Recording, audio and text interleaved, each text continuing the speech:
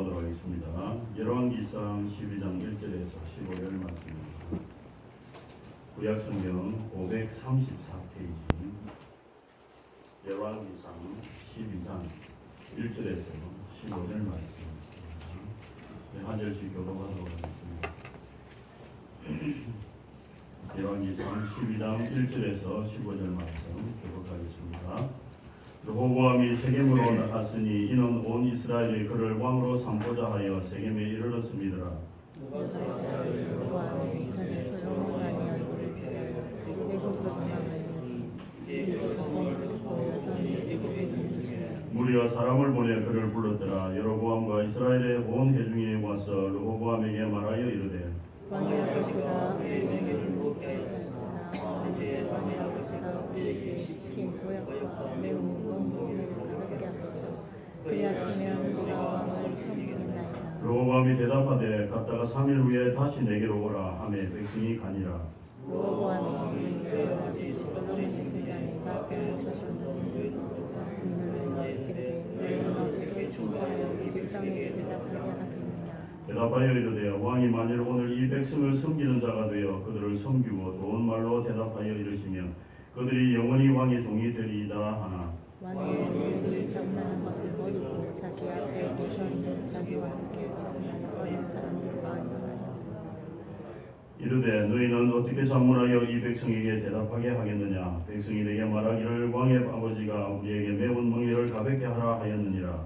함께 자라난 소녀들이 아론과 백성들이 왕께 아뢰기를 왕이 미친 우리의 모습을 먹게 하였으나 왕은 우리를 위하여 가볍게 하라 하였은즉 왕은 대답하기를 내 새끼손가락에 내 아버지의 허리보다 무거우니 내 아버지께서 너희에게 무거운 멍에를 매게 하였으나 이제 나는 너희의 멍에를 더욱 무겁게 할지라. 내 아버지는 채찍으로 너희를 징계하였으나 나는 전갈 채찍으로 너희를 징계하리라 하소서.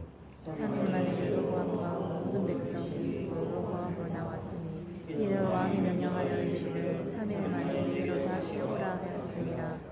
왕이 포악한 말로 백성에게 대답할세 노인의 자문을 버리고 어린 사람들의 자문을 따라 그들에게 말하여 이르되 내 아버지는 너희의 멍에를 무겁게 하였으나 나는 너희의 멍에를 더욱 무겁게 할지라. 내 아버지는 채찍으로 너희를 징계하였으나 나는 전갈 채찍으로 너희를 징치리라. 한때요 왕이 이같이 백성의 말을 듣지 아니하였으니 이는 여호와께로 말미암아 난 것이라.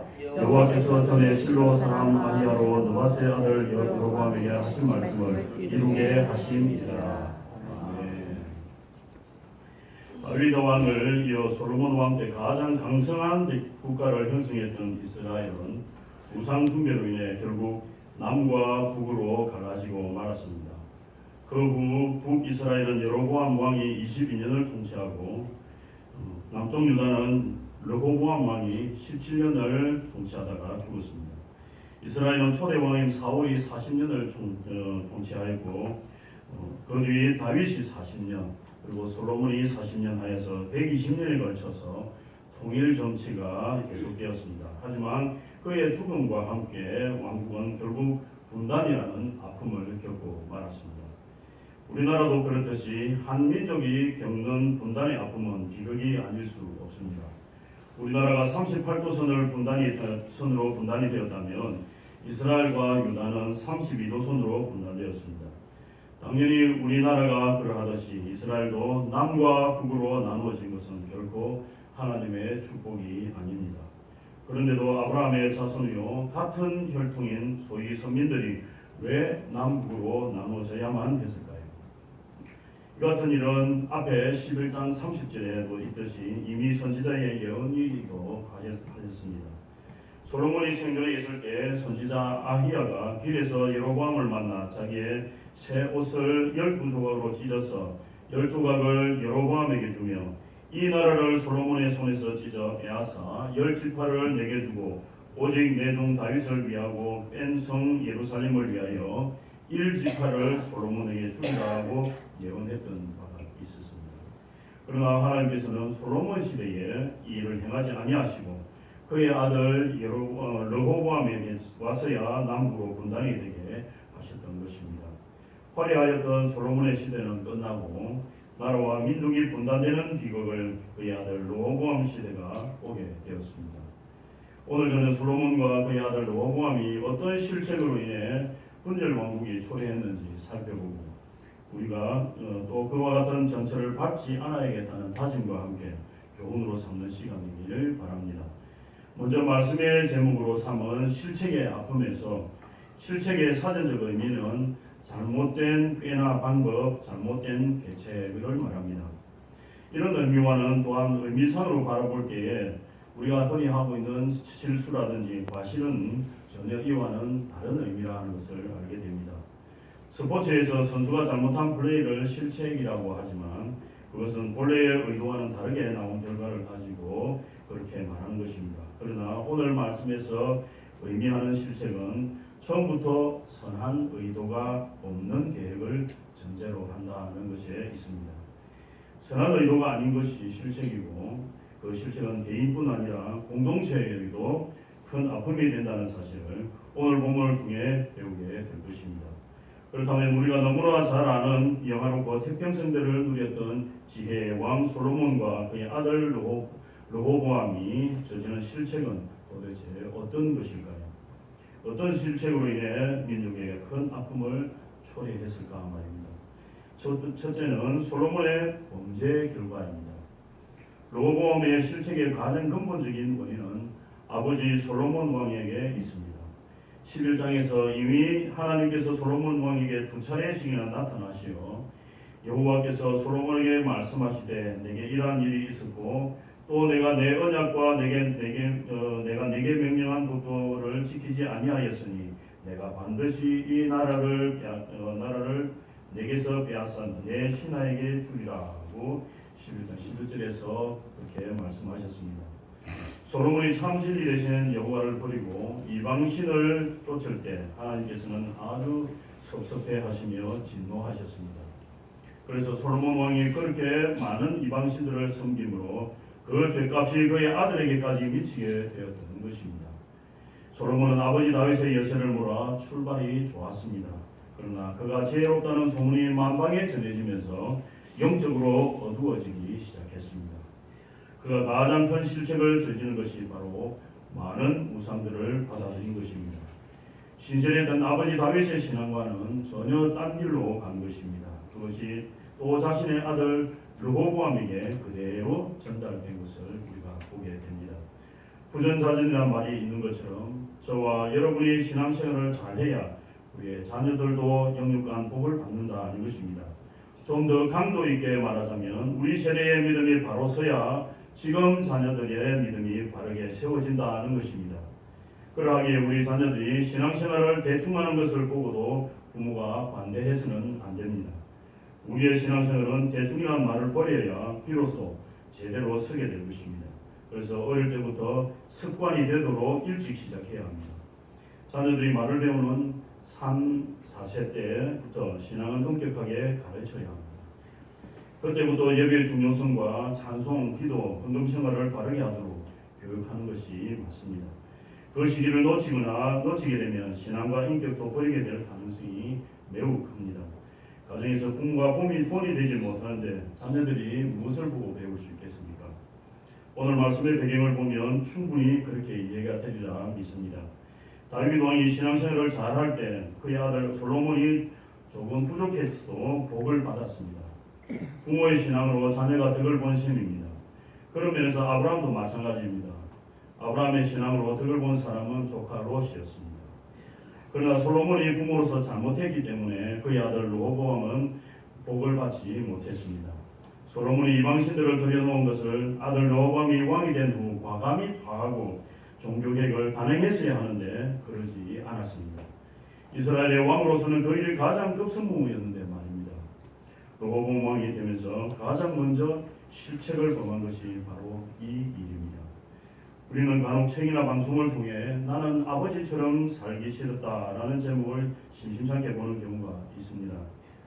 자녀된 입장에서 바라본 아버지의 모습에서 존경심보다는 혐오감을 갖게 했다는 것입니다. 그것이 도덕적이건 생활력이거든 건강이나 사회성이거든 그리고 인격과 신앙적인 면에서 공이 되지 못했다는 것입니다. 그러면서 아버지가 실책한 것입니다. 솔로몬은 혈통에 따라 아들 르호보암에게 왕자는 물려주었습니다. 그러나 영적으로는 바른 신앙이 아닌 우상을 물려주는 죄를 범한 것입니다.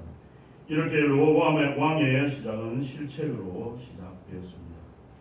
여러분, 우리는 우리의 자녀들에게 신앙이 아닌 실책을 물려주는 일이 없기를 바랍니다. 부모의 도움이 없으면 아무것도 못하는 그런 자녀가 되기를 바라는 부모는 없습니다. 모든 부모는 스스로 창의적이고 생산적인 생각을 가지고 자기 힘으로 일어서는 자녀가 되기를 바랄 것입니다. 그러나 여러분, 신앙적인 부모는 철저하게 부모의 신앙을 담게 된다는 사실을 아십니까? 물론 부모의 신앙으로 복동받고 누릴 수 있는 일은 많이 있습니다. 하지만 늘 그렇게만 지낸다면 우리의 자녀들은 신앙의 기본도 못 지키는 사람이 되고 말 것입니다. 스스로 말씀을 가까이 하고 기도 생활과 헌금을 정직하게 드리는 자녀가 되는 것은 시간이 흐른다고 해결될 문제가 아니기 때문입니다. 우리의 자녀들을 교회만 출석하는 종교인이 아닌 신앙인으로 양육해야 할 책임이 우리에게 있음을 알면서도 우리는 그것을 방관하는 실책을 범하지 않아야 합니다. 그래서 부모된 우리의 생각에서 먼저 개혁이 일어나야 합니다. 올해 여러분의 가정마다 신앙의 개혁이 일어나는 복이 있기를 축복합니다. 아멘. 르호보암 왕의 실책 두 번째는 백성들에게 중과세 정치를 하는 것입니다. 우리 함께 사절을 읽겠습니다. 왕의 아버지가 우리의 멍에를 무겁게 하였으나 왕은 이제 왕의 아버지가 우리에게 시킨 고역과 매우 무거운 멍에를 가볍게 하소서. 그리하시면 우리가 왕을 섬기겠나이다. 백성이 바라는 것은 부역과 세금을 가볍게 해달라는 것이었고, 그렇게 하면 새 왕을 잘 섬기겠다는 그런 요구였습니다. 고대 로마가 멸망한 원인 중에 하나도 백성들에게 세금을 많이 징수하는 과세 정치가 있었기 때문입니다. 물론 성경을 통해서도 알 수 있듯이 모세가 활동하던 시대나 예수님 시대에도 세금 제도는 있었습니다. 모세 때는 인두세라 하여 사람 머리수대로 세금을 냈고, 생명의 속전이라 하여 1인당 반세겔씩 성묘세를 냈다고 하며, 각 지파마다 제사와는 상관없이 예물로 드리는 성소의 세겔도 있었다고 합니다. 또한 마태복음 22장에 보면 예수님 당시에도 성전세가 있었고 가이사에게 드리는 세금이 있었으며 관세, 정세, 국세 등이 있었다고 합니다. 옛날 애굽의 왕들도 짐승세, 포도원세, 과수원세를 받았다고 하며 유대인들도 물고기 잡는 세, 소금, 땅, 길, 읍세 등 5가지 세금을 냈다고 합니다. 마찬가지로 솔로몬 왕 때에도 백성들에게 세금을 바치도록 했는데 그의 아들 르호보암 때에는 더 과중한 세금을 요구했다는 것입니다. 소위 말해 너무 과중한 혈세를 받는 실책으로 나중에 실패라는 아픔을 겪게 되었던 것입니다. 우리가 살고 있는 현대에도 세금을 내고 있지만 사실 세금이 불필요한 나라도 있습니다. 그곳은 북한처럼 사회주의입니다. 사회주의는 자본주의를 싫어합니다. 그래서 국민이 내는 세금에 대해 굉장히 부정적이며 세금 납부를 하지 말라고 요구까지 합니다. 이에 우리가 속지 않는 것도 중요하지만 알고 보면 그들이 오히려 70% 이상 세금 명목으로 빼앗는 것입니다. 중국에서 일부는 철수했다고 하지만 곳곳의 식당이나 노동 현장에 인민들을 보내어 일을 시키고 수입은 조국의 혁명 자금이라 하여 거두고는 최저 생계비도 채 안 되는 돈으로 겨우 목숨만 부지하며 살게 하고 있습니다. 감히 그들의 입으로 자본주의의 세금에 대해 운운할 자격이 있겠습니까? 원래 세금은 국가에서 상대적으로 빈곤하거나 국가시설에 투자하여 재생산과 복지를 위해 사용할 목적이 있는데 사회주의는 그렇게 하지 않는 경우가 많습니다.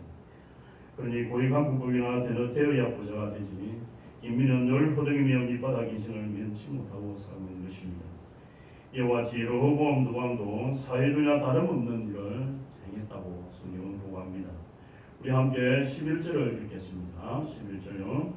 내 아버지께서 너희에게 무거운 멍에를 메게 하였으나 이제 나는 너희의 멍에를 더욱 무겁게 할지라. 내 아버지는 채찍으로 너희를 징계하였으나 나는 전갈 채찍으로 너희를 징계하리라 하소서. 백성들은 솔로몬 때보다 더 가볍게 해달라고 난리임에도 불구하고 더 무겁게 요구하겠다는 것입니다. 그러지 않아도 아버지 솔로몬 왕 때 과한 세금 징수로 힘들었는데 르호보암은 더욱 중과세 정치를 폈던 것입니다. 이는 백성들의 눈물을 읽지 못하는 어리석은 지도자의 실책이었습니다. 백성들은 솔로몬 때보다 더 아픔을 겪게 되었습니다. 그동안 성전 건축과 궁궐 건축 그리고 지방 도시의 요새화로 만들기 위해 많은 남자들이 희생을 했고 부녀자들은 생계를 잇기에 급급했는데 거기다 세금까지 많았으니 백성들의 삶이 얼마나 비폐해지고 힘들었겠습니까? 그래서 이제 그의 아들인 르호보암 시대에는 중과세에서 벗어나 편안한 삶을 살고 싶어서 협상을 원하고 있는데 왕의 마음은 전혀 거기에 있지 않습니다. 요즘 우리나라의 정치에도 내용은 좀 다르지만 혼란스러운 것은 마찬가지입니다. 무엇보다 국민의 마음을 헤아리지 못하는 것이 안타깝고 자기와 생각이 같지 않다고 너무 극단적으로 몰아가는 것도 마음이 아픈 일입니다. 시간이 지나면서 어떤 국민으로 나아갈지 예측하기조차도 어렵습니다. 작년부터 시행된 종교인 과세에도 모순이 많은 것은 사실입니다.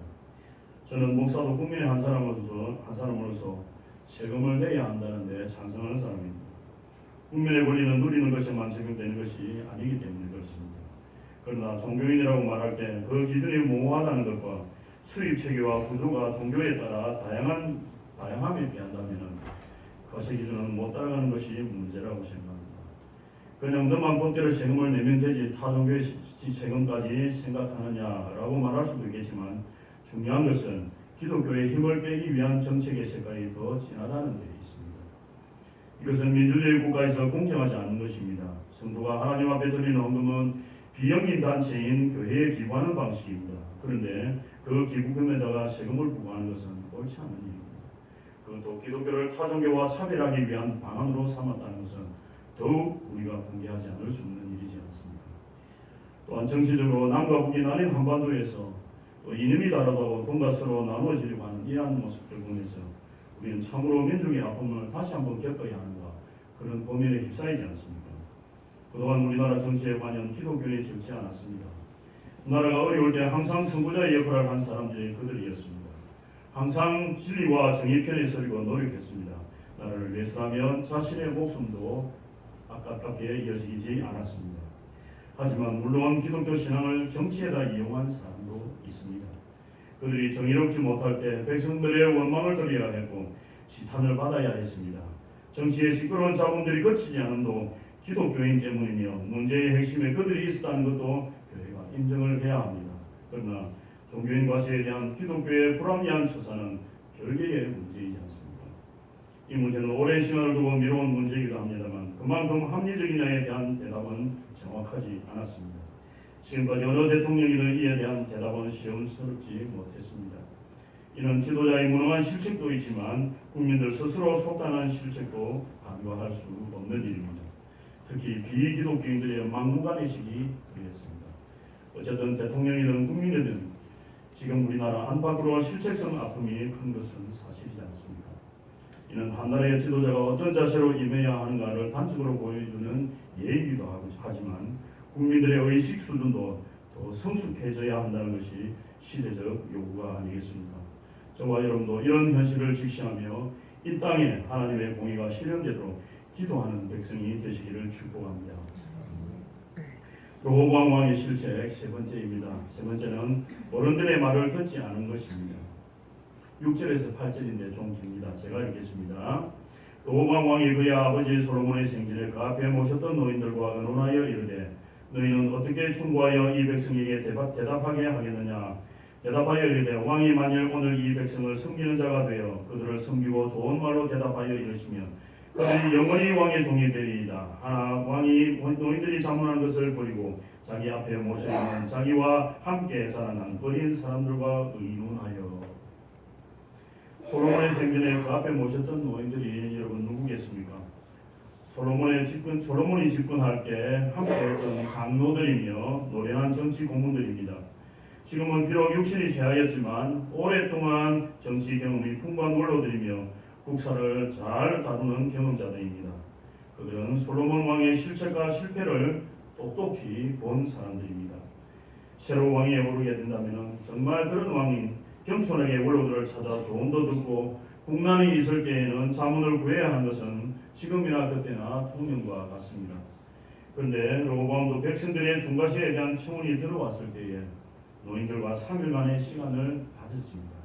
그러나 로보암은 백성들 앞에서 겸손히 종노릇하며 온유하게 잘 섬기라는 노인들의 조언을 무시하고 오히려 자기와 같은 어린 사람들의 뜻을 따랐던 것입니다. 여기서 어린 사람들은 대부분 고관들의 아들이고 왕의 측근들입니다. 그들은 왕의 권위를 더 높이고 더 많은 세금과 부유를 부과하라고 르호보암을 부추긴 것입니다. 그들은 당시 백성들이 얼마나 고통스럽고 극한 상황에 처해 있는지 몰랐습니다. 고관들의 자녀들이다 보니 백성의 정황을 파악하지 못했을 가능성이 많았을 것입니다. 당연히 백성에게 희망을 주는 조언보다 왕의 길을 즐겁게 하는 아첨꾼이 되고 만 것입니다. 3일 후에 백성들이 다시 찾아왔을 때 르호보암의 대답은 확실한 실책에 도장을 찍는 대답을 하게 됩니다. 13절 14절입니다. 제가 읽겠습니다. 왕이 포악한 말로 백성에게 대답할세 노인의 자문을 버리고 어린 사람들의 자문을 따라 그들에게 말하여 이르되 내 아버지는 너희의 멍에를 무겁게 하였으나 나는 너희의 멍에를 더욱 무겁게 할지라.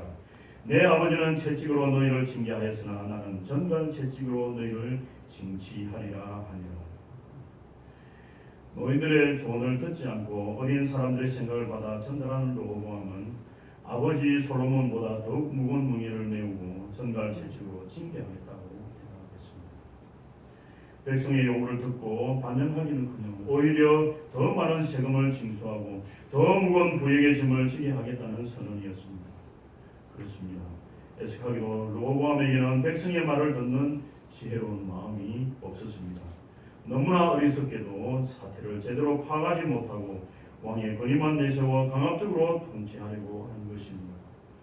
본래 왕정이 들었으면 친위대를 포함한 지역 군인을 양성하고 궁궐과 성을 쌓아 요새를 만들어야 합니다. 그렇게 하기 위해서는 토지를 모으고 군인을 징집하며 부역도 시키고 세금도 걷어야 하는 것 맞습니다. 하지만 백성은 적의 침략으로부터 보호를 받는 대신 힘겨운 부담을 감당해야 했습니다. 그런데 그것이 솔로몬 시대에 너무 과했기 때문에 백성들의 원성이 높았습니다. 그런 상황에 솔로몬은 갈릴리 지역 성읍 20곳 20곳을 두로에게 양도했으니 백성들의 원성을 더 사게 되었던 것입니다. 여로보암 같은 지도자도 그때 반정부를 선언했다가 솔로몬이 수교를 하자 애국으로 피신했던 사람입니다. 이런 상황에 르호보암은 참으로 지혜롭고 현명하게 판단해야 했는데 오히려 실책을 하고 말았으니 나라와 민족이 남과 북으로 나눠지는 분열의 아픔을 맞게 되었던 것입니다. 표면적으로는 르호보암 왕의 실책으로 인해 분열한 것은 맞습니다. 하지만 앞에서 언급했듯이 선지자 아히야를 통해 선포된 하나님 말씀의 성취로 분열이 발생한 것입니다.